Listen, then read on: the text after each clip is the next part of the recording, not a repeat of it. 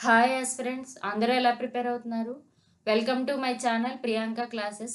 So September 12th and 13th న్యూస్‌లో ఉన్న important current affairs. So channel ఎవరైనా subscribe చేసుకున్నట్లయితే సబ్స్క్రైబ్ చేయండి, లైక్ చేయండి, షేర్ చేయండి. సో న్యూస్‌లో ఉన్న ఫస్ట్ టాపిక్ ఉపరాష్ట్రపతిగా రాధాకృష్ణన్ ప్రమాణం. సో రీసెంట్‌గా జగదీప్ ధన్కర్ గారు రాజీనామా చేయడంతో ఉపరాష్ట్రపతి పదవికి ఖాళీ ఏర్పడింది. సో దానికి ఎన్నికలు జరిగాయి. ఈ ఎన్నికలలో భారత 15వ ఉపరాష్ట్రపతిగా చంద్రాపురం పొన్నుస్వామి రాధాకృష్ణన్ గారు ఎన్నికయ్యారనమాట. సో ఈ ఉపరాష్ట్రపతి ఎన్నిక అనేది ఎలా జరుగుతుంది? ఉపరాష్ట్రపతిని ఎవరు ఎన్నుకుంటారు? ఉపరాష్ట్రపతి చేత ప్రమాణ స్వీకారం ఎవరు చేయిస్తారంటే, ఉపరాష్ట్రపతిగా మనకి ఎన్నిక కావాలంటే మనకి రాజ్యసభ ఎంపీకి ఉండే అర్హతలు ఉండాలి. సో ఈ అర్హతలు ఉన్న అభ్యర్థులు ఉపరాష్ట్రపతి ఎన్నికలో ఎలక్టోరల్ కాలేజ్ ద్వారా ఎన్నుకోబడతారు. ఈ ఎలక్టోరల్ కాలేజ్‌లో రాజ్యసభ సభ్యులు, Rajya Sabha MPs, Lok Sabha MPs with nominated members electoral కాలేజ్‌లో ఉంటారు. వీళ్ళు నైష్పత్తిక ప్రాతినిధ్య పద్ధతిలో సింగిల్ ట్రాన్స్ఫరబుల్ ఓటు, ఏక ఓటు బదిలీ విధానంలో సీక్రెట్ బ్యాలెట్ ద్వారా, రహస్య బ్యాలెట్ ద్వారా ఉపరాష్ట్రపతిని ఎన్నుకోవడం జరుగుతుంది. సో ఆ విధంగా ఎన్నికైన ఉపరాష్ట్రపతిని ప్రమాణ స్వీకారం ఎవరు చేపిస్తారంటే రాష్ట్రపతి చేతుల మీదుగా చేపిస్తారనమాట. సో భవిష్యత్తులో ఈయన రాజీనామా చేసినా తన రాజీనామాని ఎవరికి ఇవ్వాలి అంటే రాష్ట్రపతికి ఇవ్వాలి. సో ఈయనకి జీతం అనేది ఉపరాష్ట్రపతికి స్పెషల్‌గా ఏముండదు.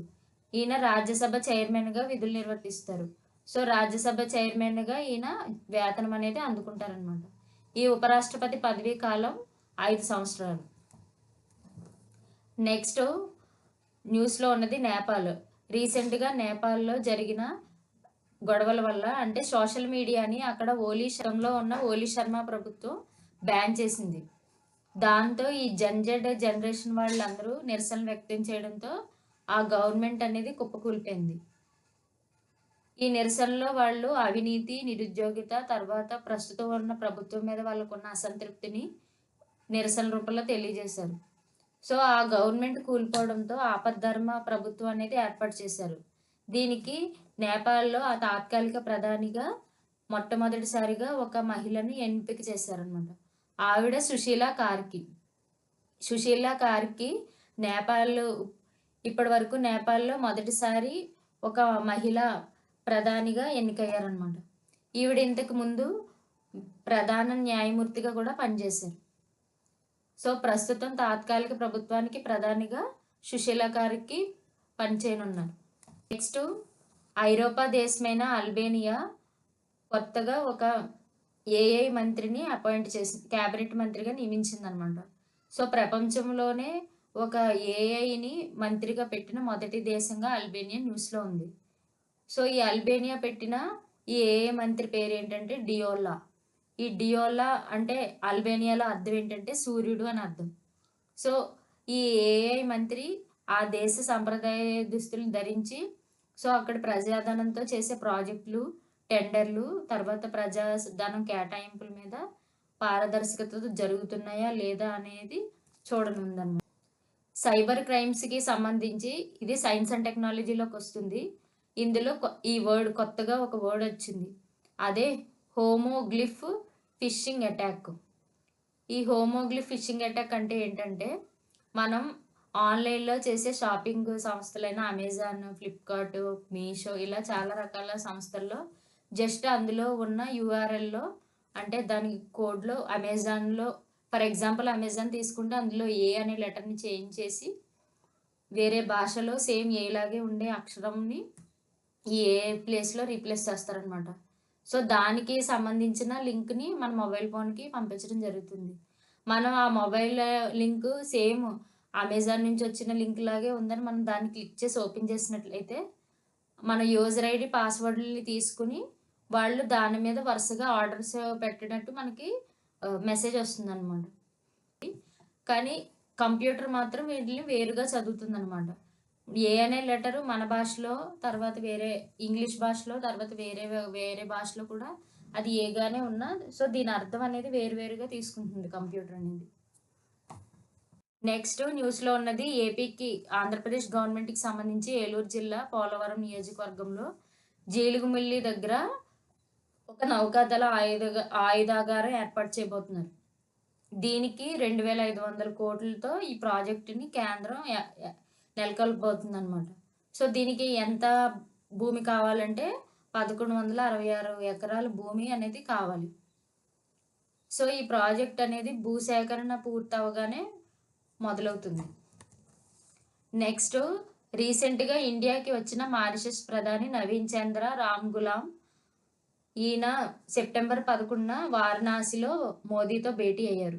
అప్పుడు మన దేశం అనేది మారిషస్ గవర్నమెంట్కి 5,984 కోట్లతో ప్రత్యేక ఆర్థిక ప్యాకేజీని ప్రకటించిందనమాట. దీంతో పాటు తీర ప్రాంత భద్రతకి సంబంధించి ఇలాంటి ఒప్పందాలు 7కు పైగా కుదుర్చుకున్నారు. నెక్స్ట్ రీసెంట్గా హురూన్ ఇండియా సంస్థ ఒక నివేదిక రిపోర్టుని విడుదల చేసింది 2025. దీని ప్రకారంగా మన ఇండియాలో ఎన్ని యూనికార్న్ సంస్థలు ఉన్నాయంటే 73.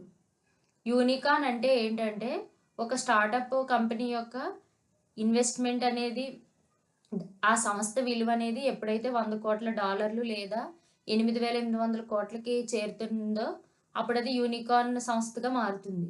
సో అలాంటివి ఇండియాలో ప్రస్తుతం 73 ఉన్నాయి. నెక్స్ట్ ఆల్ ఇండియా మేనేజ్మెంట్ అసోసియేషన్కి టాటా స్టీల్ CEO అయిన టీవీ నరేంద్రనన్ బాధ్యతలు స్వీకరించారు. సో ఈయన నరేంద్రనన్ 2026 సెప్టెంబర్ వరకు ఈ పదవిలో ఉంటారు.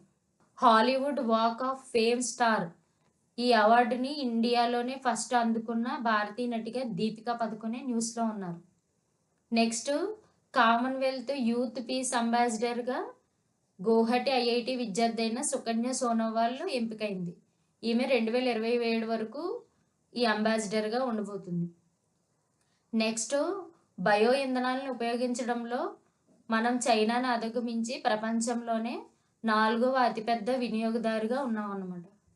సో ఈ నివేదికని రిలీజ్ చేసింది ఎవరంటే ప్రపంచ ఇంధన నివేదిక భారత్ వినియోగంలో 4వ అతిపెద్ద దేశంగా ఉందని ప్రకటించింది.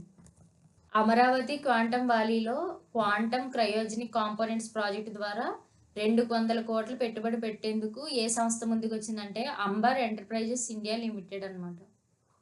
సో దేశంలోనే క్వాంటమ్ కంప్యూటింగ్ వ్యవస్థని బలోపేతం చేయడానికి, సో భవిష్యత్తుకి అవసరమైన టెక్నాలజీని అందించడానికి, క్వాంటమ్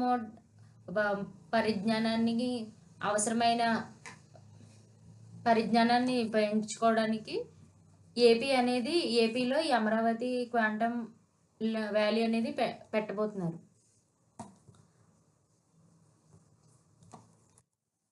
నెక్స్ట్ ప్రాజెక్ట్స్.